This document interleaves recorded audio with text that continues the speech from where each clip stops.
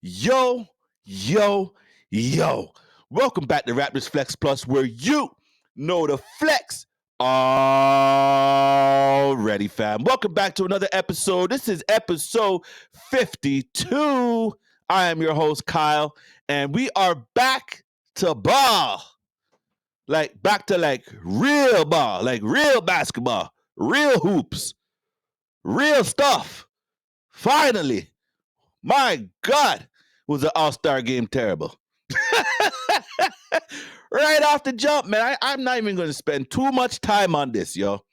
But literally, All-Star weekend, for a lot of us, used to be a weekend that you plan in advance, yo, right? Because generally you have Super Bowl, you plan for it. And right after Super Bowl, it's yo, I'm making some plans for NBA All-Star weekend. Let me fill out what's going on with my girl and Valentine's Day, because sometimes it might fall on All-Star break, all that type of stuff, right? So you're figuring out how to get to NBA All-Star weekend, whether it's in front of your TV, whether it's in the whole city and you're trying to reach some events, whether there's parties going on and that you just want to go and reach, whatever the case may be.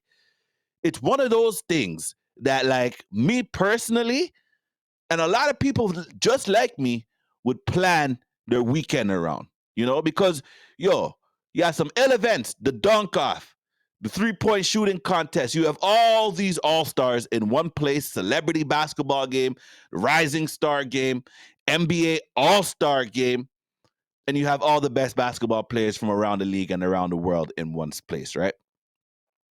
So historically, that's just what I would do. I would plan my weekends around the NBA All-Star weekend. But after what I just witnessed this past weekend, keep it up, Bean. Oh my God, it is trash now. It's not good. It is not good. Starting off with the dunk contest. Now, in my last episode, I was saying how I don't like the fact that there's G Leaguers and that the real NBA stars should be in it. I really want to see Ant-Man in the dunk contest, and I can't understand for the life of me why he wouldn't want to be in a dunk contest, And then there's other players like Ja Morant, Zion Williamson. Yo, there's guys around the league. Generally with the dunk off, you're not going to find stars in their 10th, 11th, 12th years in the league. It's normally reserved for the young stars in the league, right? When Vince Carter did it, he was a young star. When Michael Jordan did it, he was a young star. Generally, that's how it goes, But the G Leaguers and stuff.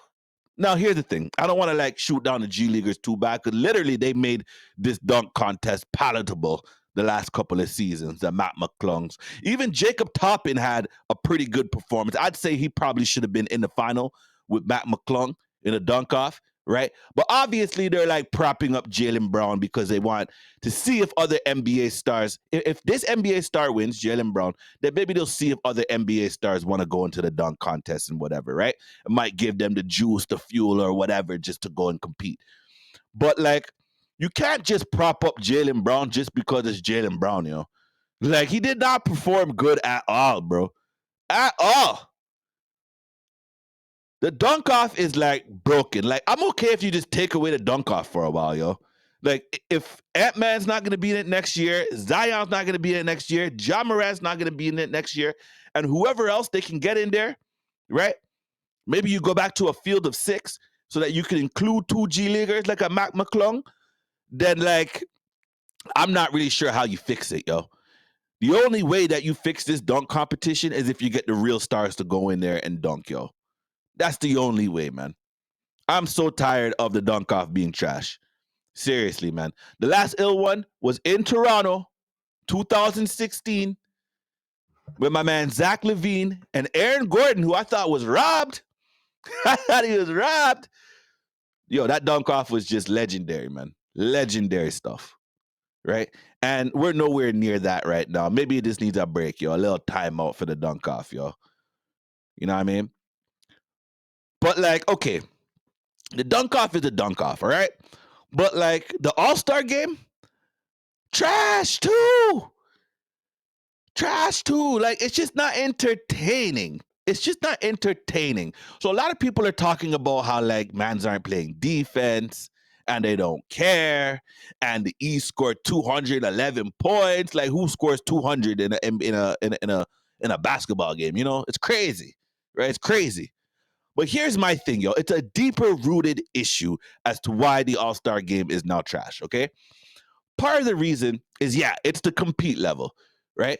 You understand you don't want players out there going full tilt like it's a finals or something because you don't want mans to get hurt. And also, the All-Star break is also supposed to be somewhat of just like a break a little bit from like the regular rigors of the NBA season. So I get it, yo. I get it, you know? Compete level's not going to be at 100, you know, but maybe somewhere down 70% or something, you know. So we want to see compete level, but here's the deeper rooted issue. Compete level is one thing, okay? I'm not really sure how you fix that, you know, like that's just something that's within the players. I'm not even sure you can pay them enough to compete in this thing. Maybe that's what I heard rumors that that's what they wanted. They wanted like some real bread or something to go out there and compete. And who am I to say? Who am I to say? Right? But the deeper rooted issue is this that I never heard nobody talking about. Now, mind you, I didn't listen to everything out there. I don't know who, like, there's probably mad podcasts for basketball and everything. But I never heard no one talk about this, and this is something I was thinking about. Part of the reason why the All-Star game is now not as entertaining as it once was is because the style of basketball has changed amongst players in the league. Let me explain, right? One thing that we loved seeing in an NBA All-Star game was like the dunks. You know what I'm saying? Like some real dunks. Creativity dunks, like, you know, 360s, whatever, off the backboard, some wicked alley-oop passes from half court, whatever. You know what I'm saying? There's no more like real dunking in the All-Star game. You know what I'm saying? No more real like creative dunking in the All-Star game. And then when I see like Luka and like Jokic trying to be somewhat creative with a dunk, but those are two players that aren't really like creative like that. They're not really athletic like that. So it's kind of like mocking in a sense where it's like, yo, you're not really like trying to do this. All right, it's kind of like a joke. But like, guy, I don't know. I just didn't see enough dunking in this game. And mans are shooting threes from all over the court. How many threes y'all gonna take in a game, man? How many threes? It's the 3-point show. It's the 3-point show. It used to be like, it'd be like funny to see like Shaq take a three in an All-Star game, you know? And then the rest of the mans are dunking and stuff like that, you know? But like now, it's funny to see mans go for a dunk, and it's regular to see mans shooting threes from all over the court. I just don't understand it, man. I just don't understand it. Like, I don't really want to go out there and spend my time because NBA All-Star game tipped off at like 8:40 or something like that. Yo, Bregin, it's Sunday night. Like, the All-Star game needs to start a little earlier, yo. Is it just me? But then the All-Star game used to start like 6:30 or something. Like, it's Indiana. Like, you're not even on the West Coast. You know what I'm saying? You're like, what, Central Time, if that? Like, yo, come on, man. Start that thing earlier, dog. So anyway, that's my rant on the NBA All-Star game. As I sit here right now, I'm like, yo, I don't even want to like plan my weekend around this thing next year. I'll just like see it if I can. Like maybe I'll watch that like the Saturday night stuff. And by the way, like the Steph and the Sabrina 3-point contest, like how does that steal the show? Like respectfully, right? That was like a great thing that happened for basketball. Let's not like be kidding ourselves about that. That was wonderful. I have 2 little girls of my own, and recently they've said that they want to start playing basketball. So now I'm going to start training them and things of that nature. So for them to be able to see something like that, it's fantastic. But you're telling me that that competition is better than the dunk competition? You got to be kidding me, yo.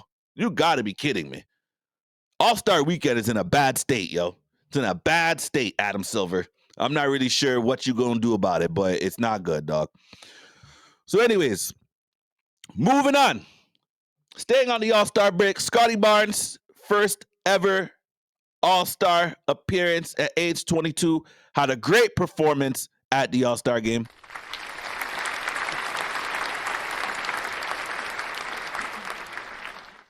Yeah, man, he was dunking, taking threes. He might have been like the only one playing a little bit of defense at times, and I think that's just Scottie, you know?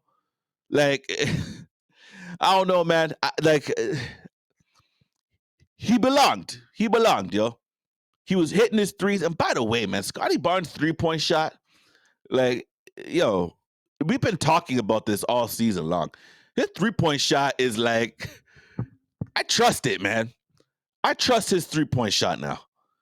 Like, he's taking them and making them with confidence all season long, yo. All season long. And he proceeded to do that in the All-Star game, yo. So I thought Scottie Barnes had a really good performance there.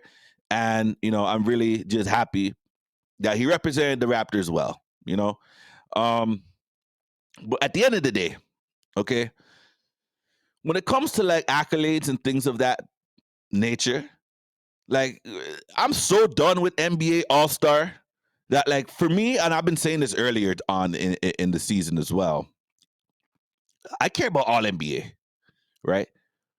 Scottie Barnes, yeah, it's cool to be an All-Star and everything, but I think all these players, not even just Scottie Barnes, you're like aim for like individual accolades should be all NBA.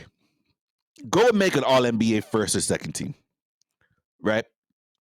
And like to me, that means like a lot more than just an all-star appearance. So good to him. I'm not like shooting nothing down. He held himself down. He held down Canada over the weekend. And, he continues to show that when you doubt him, he'll show up, man. He'll show up the next time. So what I really want to see now is now that we are back to real ball tonight against the Nets, is Scottie Barnes continuing that trajectory that he's had right now as an all-star, as a number one option on the Raptors, having himself a pretty good season. But like, we literally have not won a game against an Atlantic Division opponent all season long. We are 0-11. Now, again, I understand that like division games don't even really mean anything in the NBA anymore. You can win your division and still be outside of the top four in a playoff positioning scenario. So it doesn't really matter in this case. It's more just for like scheduling and things of that nature. But I was doing some research, trying to figure out, has this ever happened where a team has like lost every game in their division? Like literally, I tried like typing things in to Google and all these different websites. Nothing's coming up. So I decided to take it upon myself to take a little half an hour or whatever, maybe 20 minutes or something, to just see if something like that has ever come close. And literally, I looked to the inception of the Toronto Raptors for their very first season in the NBA, and not once has an NBA team gone over in their division. Over in their division. Never happened. There's been teams that have lost one game, won one game on multiple occasions. Now, these are all bad teams, by the way, that are just like coming up with 1 and 2 games that you've won in your division. That's also like a mark of a bad team. To keep it a bean with y'all, that's mark of a bad team, to not win a division game. And literally, this has like never happened up to when I was able to look at up until 95, when the Raptors first started off in the NBA. Like, that's not good, man. That is not good. And division realignment changed in 2004, 2005 season, where now it's as we see it now with 3 divisions in each conference. Prior to that, it was so much even harder for it to happen because there was only 2 divisions in each conference. So like, it's just so much less likely to happen because you're playing so much more divisional games, within that time period. So like I can't find nothing and just searching, and I wasn't about to start going back looking in the 80s and the 70s and 60s. It's rare at the end of the day. If it has happened at all, it is rare. This is like uncharted territory that the Raptors are like going into right now. Now, again, it might not matter in the grand scheme of things, but don't be like the first team since like 1947, like the inception of the NBA. Like, yo, don't have one of these crazy stats this year under Coach Darko Rjakovic's tutelage. Please, please do not. You know, you're facing the Nets tonight. They just went and changed their head coach, Jacques Vaughn, out of here. Kevin Ollie in. I think he was like the coach for UConn a few years back in the University of Connecticut, and I think he actually won them a national title if my memory serves me correct. But at the end of the day, like the Nets are reeling. You know, they are reeling just as bad as us. They were in a position where it wasn't that long ago. They were like maybe seventh or something in the East. Now they've dropped all the way down to 10th, like not even sniffing ninth. Like the Raptors need to go win this game at home, yo. Do not go 0-12 against the Atlantic Division. And then at that point, I think you only have like 4 chances left or something like that to go and win. I think you get 16 division games. I believe 2 of those might be against the Knicks, 1 against Philly, and maybe 1 against Brooklyn. I think we're all done with Boston, if my memory serves me correct. But nevertheless, like, come on, right? And like, as this team now heads on to a new chapter of basketball, right? Like, there's no more trades happening. Trade deadline has come and passed. Like, this is what our team is going to kind of look like for the rest of the year. We've had a few open roster spots, and we've signed Mohamedou Gay on a 10-day, Justice Winslow on a 10-day, and I believe those have expired. Recently, I saw that the Raptors signed. I'm just taking a quick look here. They signed another guy from the G League on a 10-day contract, DJ Carton. Listen, man, I don't know nothing about DJ Carton, y'all, so I'm not going to sit here and shoot him down. What I want to ask is, so this is a guard. What I want to ask is, at what point are we going to see what we have in Javon Freeman Liberty and Marquise Noel, right? How is our own development going with the Raptors 905 program, right? Because this is part of it as like an organization as to why we failed over the last couple of years. We haven't been able to develop any players in our developmental program. I mean, that's literally what it's for, right? It's a developmental program, right? So we're signing all these guys off the street or from other G League teams. And that's cool too, right? Because that means that as a front office, you're still doing your scouting and your research to figure out who might fit well with this squad, who you might want to see a little bit more from with this squad, who might be a little bit of a diamond in the rough, right? I'm cool with that. I'm cool with that. But how are we developing our own guys? Because if we're not developing our own guys, then maybe we need to make some changes within the Raptors 905 where we can bring in some guys that are going to start developing our players again, right? Because you can't just have a developmental program for the sake of having a developmental program and you're not developing anybody. That just doesn't make any sense, yo. It doesn't make any sense, especially in a year where this is critical to development for what this squad may look like in the next couple of years as we continue to figure out how to build out our bench. Right now, I don't expect anyone to come from the G League and be a starter right away or anything like that. Like, I don't see anything like that. But we do need to figure out how we're going to build out our bench because our bench has been one of our weaknesses over the course of the last few seasons since probably the bubble. So I'm interested to see how and when those two players are going to get some burn. It was nice to see that Mohamedou Gay got signed to the 10-day. Justice Winslow's kind of an older veteran player that's trying to find his way back into the NBA, which is a player that you're taking a flyer on because you feel like there's still some untapped potential. And that makes sense to me too, as well. But like those guys didn't play, you know? Maybe just being around a team as an insurance policy if someone goes down or some major foul trouble. Maybe that's the reason why you brought them on. But like, I need to see what development's going to look like, especially at the point guard spot, because I have a problem right now with the point guard spot because we went from having an issue of, I mean, a good issue to have where you have too many point guards, right? At the time, we had Dennis Schroeder, we had Emmanuel Quickly, you had Kyron Lewis Jr. that you brought over in a trade, which is like, what do we do with that? And then you have Marquise Noel that was in the G League, which at some point I thought he would get a shot with the team, right? So now you're down to Emmanuel Quickly, who, in my opinion, is not really a point guard.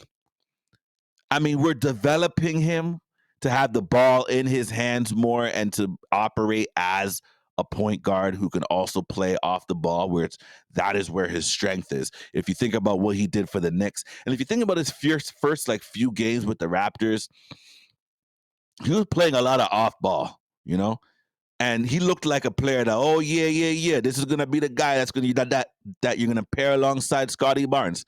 And now that he's going through his growing pains trying to develop at the point guard spot, I've personally just seen not regression, but just a player that is still finding his way on how to be comfortable in that position. And when you listen to his press conference, he was saying that those same things as well. So I'm not just regurgitating what he's saying. These are things that I've been saying as well in terms of playing off the ball and things of that nature.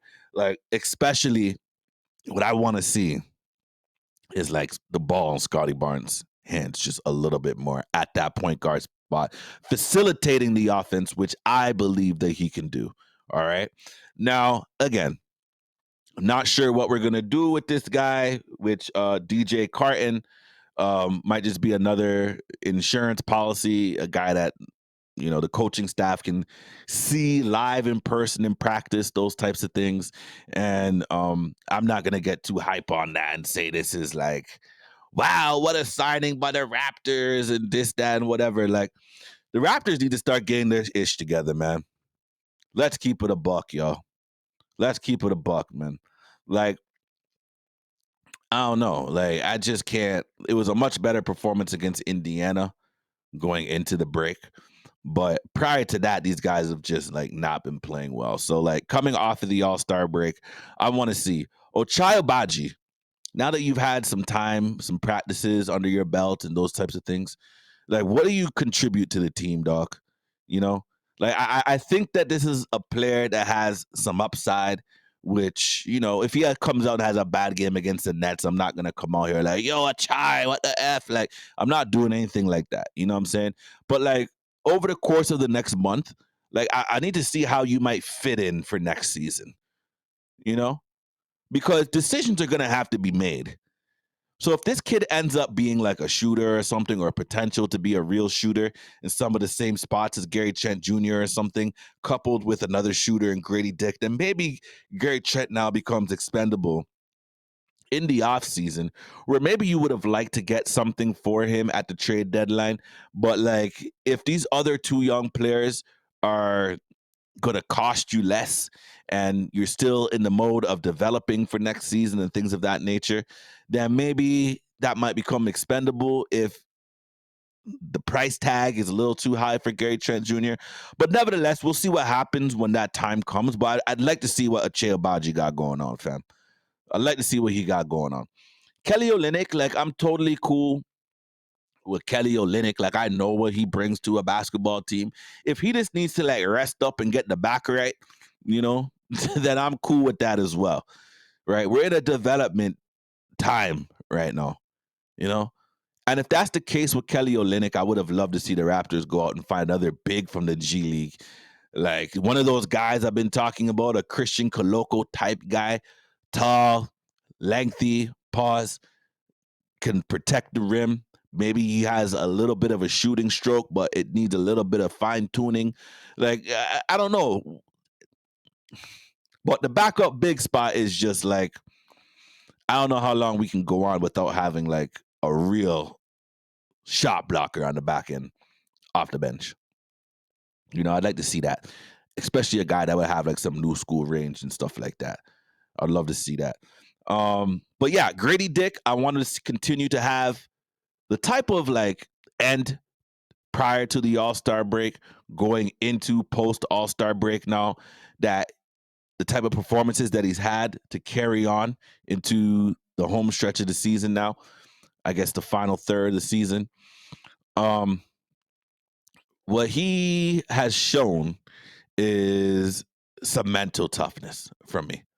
Some mental toughness, because when you're going through like just a drought like that, right? And things aren't going as you planned them to go.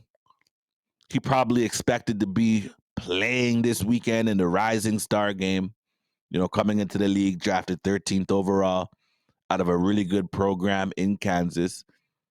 Kansas is always there. They're a good program. And things just have not gone his way so far in totality to start the season, right? But it's looking like he's turning things around. And this is a player that we are going to need to hit. He can't be a bust. He cannot be a bust.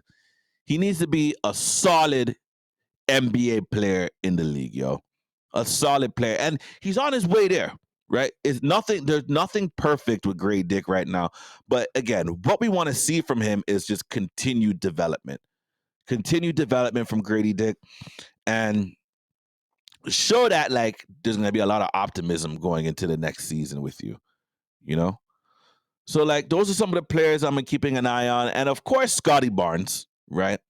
Scottie Barnes, I just want to see how he's going to continue to operate as the number one person on the opponent's scouting report, that, the defenses are going to be on you, They are paying attention to you. The film studies, they're looking at Scottie Barnes.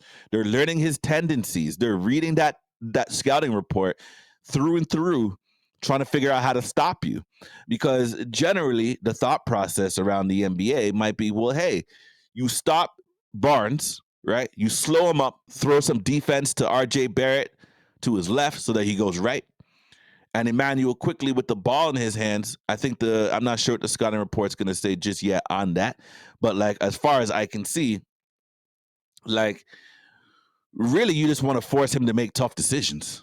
So it'll be interesting to see how this team starts to gel after the All-Star break, right? Again, from me, I need to see this team win some games, man. I'm not even thinking about what the lottery is going to look like right now. I need to see this team win some games, or at least just be competitive in a lot of games, in a lot of games, because we were seeing some blowouts. Now, I was also chalking it up to chemistry and gelling. The team has just been a complete overhaul from day one of the regular season, right? Not even from day one of the regular season, from day one of training camp, complete overhaul. So like, I'm shooting them some bail, but they can't continue to get like drapes on a nightly basis. You can't continue to get drapes up on a nightly basis. That's just not gonna work, man. But Scottie Barnes, he's an all-star. I saw a stat for Scottie Barnes just the other day, actually, when I was on X, and I am going to share this because I think it's just one of those things that sometimes we don't pay attention to it, just for the fact that, I don't know, the team's losing games and all that type of stuff. But like, check this out, man. So uh, this is from NBA stats on X. But basically, Scottie Barnes is the fifth player in NBA history to improve in every statistical category: points per game, rebounds per game, assists per game, steals per game, blocks per game, field goal percentage, 3-point percentage, free throw percentage, field goal attempts, 3-point attempts, and free throw attempts from their previous season, while increasing minutes per game by at least 1 minute or less. That is insane. That is insane stuff, man. In every statistical category, I listed all bare categories. That is like, so obviously online people are like, so that's the most improved player, right? Like, how are you not the most improved player with that type of statistical I guess increase from the previous year, you know? But like, no matter how you feel about Scottie Barnes, whether he's gonna be an all NBA player one day, whether he's gonna be a superstar player one day, whether he's gonna be an all-star 10 times in a row, like Darko was saying, like, this is some impressive shit, man. This is really, really impressive, man. Congratulations to Scottie on this.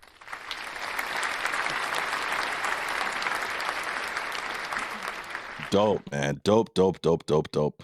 And like, with that being said, also like another thing here, like Scottie Barnes is just like almost quietly just kind of killing it right now, right? So like I've seen this stat in a few other places, but I just grabbed this one off of StatMuse and take a look at this. Okay. Scottie Barnes this season, 20.1 points per game, 8.1 rebounds per game, 6.0 assists per game, 1.2 steals per game, 1.5 blocks per game. The first player to average those numbers or better since Kevin Garnett in 2003. Like, Scottie Barnes is having himself a hell of a season from a statistical standpoint. What's happening right now with Scottie Barnes is not translating into wins. And the roster around him also is all brand new, all fresh, all young players, but all new players. A lot of these guys are guys that he didn't play with in his first 2 years in the season, in the league, sorry. So this has got to translate to winning at some point, you know? And Kevin Garnett was a superstar player. But Kevin Garnett never made it to an NBA Finals until he got two other players. You could say maybe three other players, plus a good supporting cast off the bench that was able to get into the NBA Finals, right? When he went to Boston. But in Minnesota, when I assume he was averaging these numbers, actually, not even assume, it was 2003. He was definitely in Minnesota in 2003. Like, it's cool to have those numbers, cool. But as Raptors fans, we want to win a championship.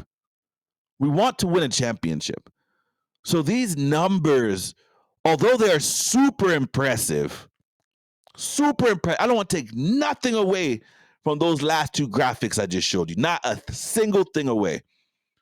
But like, it's got to translate into winning. It's got to translate into Eastern Conference Finals appearances. It's got to translate into an NBA Finals appearance. Now with the roster that we currently have, like, it's not it, right? It's not it. But that's okay because the expectations are in check. We are developing. We are seeing who's going to be here in the next couple of years, you know? Who's going to be here? And the jury's still out to see. I think the one person that we know that we have a pretty good inkling of who's going to still be here is Scottie Barnes. Everybody else, we're still trying to figure it out. And that also gets extended to RJ Barrett and Emmanuel Quickley. I know people love Quickley. I know they do. But like, we'll have to see. He has to develop more.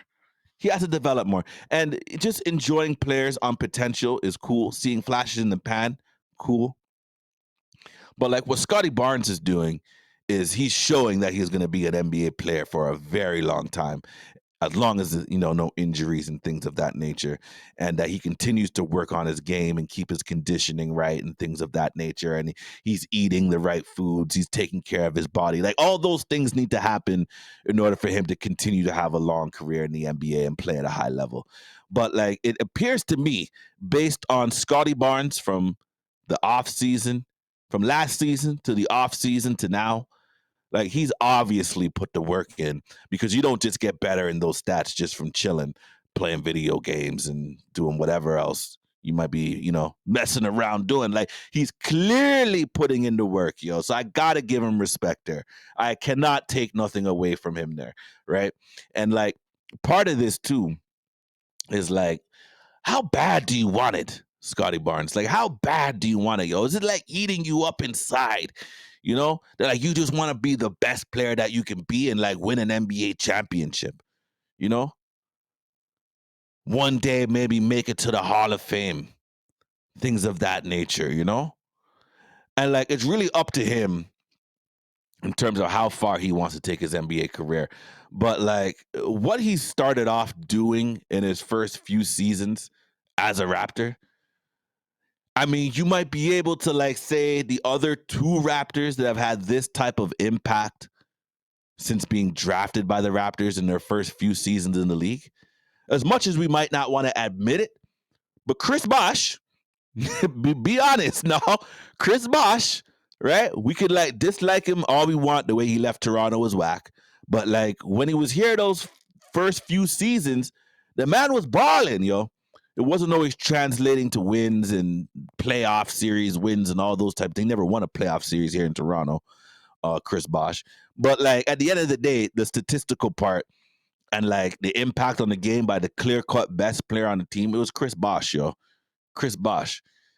So you have Chris Bosh, and then the other player is Vince Carter, which undeniably superstar. The only superstar ever drafted by the Raptors that played for the Raptors as a superstar player. Right? Obviously, Tracy McGrady developed into a superstar. He went into his own teams, Orlando, Houston, whatever. He wasn't a superstar in Toronto. Scottie Barnes looks like he may be trending towards that milestone of being labeled a superstar in the league, where they're giving you national televised games in the United States and things of that nature, commercials in the United States. Like Vince Carter was being marketed like crazy in a Toronto Raptors jersey. And recently, they came out with the finalists. The NBA came out with the finalists for the All-Star. No, not for the All-Star, for the Hall of Fame. And Vince Carter is a finalist, right? So they have Chauncey Billups, Mr. Big Shot, Vince Carter, Michael Cooper, play with the Lakers, Walter Davis, Bo Ryan, Charles Smith. I'm not sure if this is the same Charles Smith from the Knicks. I got to check that. You got some women's committee finalists, Simone Augustus, Marion Washington, veteran committee finalist, Dick Barnett, Harley Redden, international committee finalist, Michelle Timms, contributors committee finalist, Coach Doug Collins, Herb Simon, and Jerry West. So this is what they said about Vince Carter, right? Renowned for his high-flying dunks, the former North Carolina standout was an 8-time All-Star in his 22 NBA seasons from 1998 to 2020. Carter, who won the 2000 dunk contest, was named the 1998-99 Rookie of the Year and is the only player in NBA history to play in 4 different decades. Crazy. Carter averaged 16.7 points per game, but 21.3 as a starter, and also played a pivotal role in the success of the 2000 Sydney Olympics, clinching a gold medal with the U.S. men's national team. He currently holds a single-season franchise scoring record for both the New Jersey Brooklyn Nets and the Toronto Raptors. I just want to check really quickly. Is this Charles Smith from the Knicks? No, it's a different Charles Smith. I was like, Charles Smith for the Knicks. No disrespect to Charles Smith for the Knicks, but I didn't think he'd be NBA Hall of Famer. But nevertheless, Vince Carter, man, he is a finalist, yo. Congratulations to Vince Carter being a finalist for the Hall of Fame, y'all.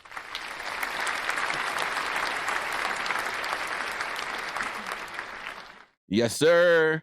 And with that being said, they also asked him.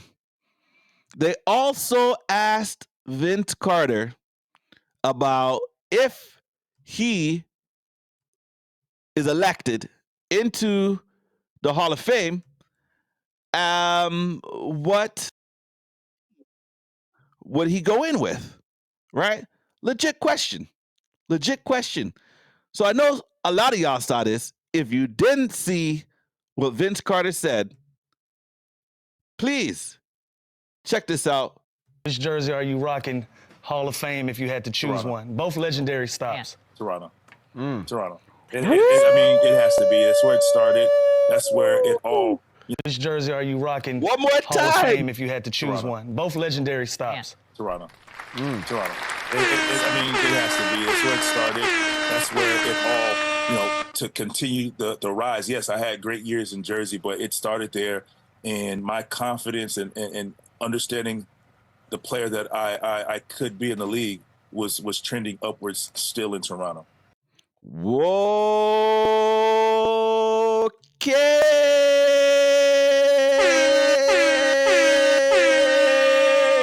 Yo, listen, man. I'm going to end it like this, yo. I'm going to end it like this, okay? A lot of people still hating on Vince Carter, man. It's understandable. If you were there for the pain, that like both the Raptors put us through, the front office at the time, if you were there for the pain that the media put us through at that time, if you were there for the pain that Vince Carter put us through at that time, the product on the court, having an NBA superstar just fall out of your hands, I understand. Man. I do. Now, a lot of us have come around to see the light, man. We've come around to see the light, including Vince Carter, man. Time heals, y'all. Time heals. And when you think back about those days as a Raptors fan, me personally, maybe some of y'all feel the same way. But the excitement, night after night in January, not just the playoffs, October, November, December, January, February, March, April. Yo, I'm talking about the regular season, right? Because sometimes what happens in the NBA, right? There's some days in the NBA season where it's just like, this game is like not good. It's just not a good basketball game. The Raptors are blowing out a team. Yeah, it's fun and everything, but we're blowing them out. Like, you might be doing something else while like that Raptors game is on, or maybe the Raptors are getting blown out, or maybe it's just a game that's just like blah. It happens on the NBA schedule. There's 82 of them. But during that time, when Vince Carter was in a Raptors jersey, nobody was going anywhere. Because if you missed the dunks that this guy was pulling off, it wasn't like now where you could go straight to Twitter X or go straight to Instagram and see the clip. You know what I'm saying? Or you could rewind your PVR and go and see the clip. Nah, fam. It wasn't like that. You had to either wait until TSN Sports Desk or whatever it was at the time, right? Because I don't think it was Sports Center yet. It might have been Sports Desk. I'm showing my age right now, so it be. Or it was like the Score. The Score was actually like a network at the time. Sportsnet ended up buying it, and I think it's like Sportsnet 360 now or something. But you had to like go to the Score and look for the highlights, Like, it was different. So you were tuned in to see what Vince Carter was about to pull off possibly in a game. Whether it was a wicked dunk, a wicked layup, a wicked block, a wicked, game winner. Like, this guy in a Raptors uniform was just, it hit different, yo.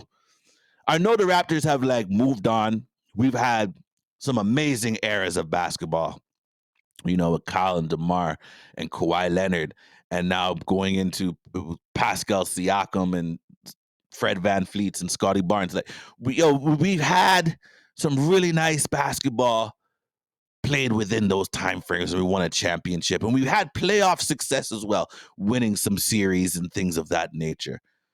But what Vince Carter did for the city of Toronto, it was just electric. Electric. The 2000 dunk off, lit. The Sydney Olympics, when he jumped over Frederick Weiss or whatever his name was, 7-1, just dunked over him and then almost punched Kevin Garnett in the face. Y'all remember that? When he had the mini fro? I'm telling you, things hit different when Vince Carter was here, man. And I am so glad that when he is elected into the Hall of Fame, because when I look at that list, now mind you, I don't know everybody on that list. I might need to do some research, read through the little blurbs and stuff a little bit. Cool. But to me, Vince Carter is the best player on that list, yo. He's better than Chauncey Billups, who is another Raptor, by the way. For some of the people that may be young and don't remember, or maybe you're new to basketball or whatever, you coming off the championship, like, yeah, I like basketball, yo. Championship really got me interested. Whatever your vibe is, right? Not downing you or nothing. Chauncey Billups also used to be a Raptor, believe it or not. But at the end of the day, Vince Carter impact on the city of Toronto, the country of Canada, and like basketball in this country, unmatched. Maybe the championship, you know? But like you got to find a championship in order to measure up against Vince Carter, because everything else falls short. It falls short. I'm telling you this. Now, I know that we played a game to win as a team and all that. Winning playoff series are important. It is, I promise you. But it was different, man. It was different. And I am just so happy and honored that Vince Carter, I believe, will get elected into the Hall of Fame this time around in April. During Final Four weekend is when they will announce it. And I'm pretty sure he'll go in there with his Raptors jersey. So, yeah, dog. That is it for today. So, if you made it to the end of this video,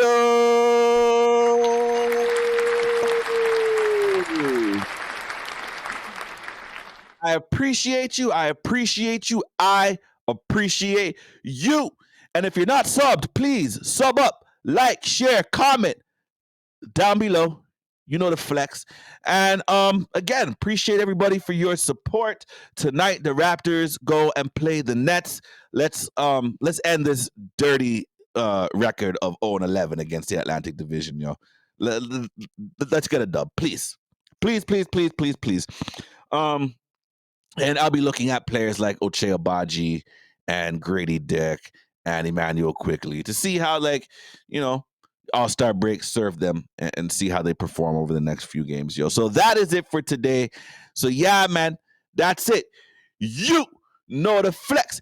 And it's me, guys.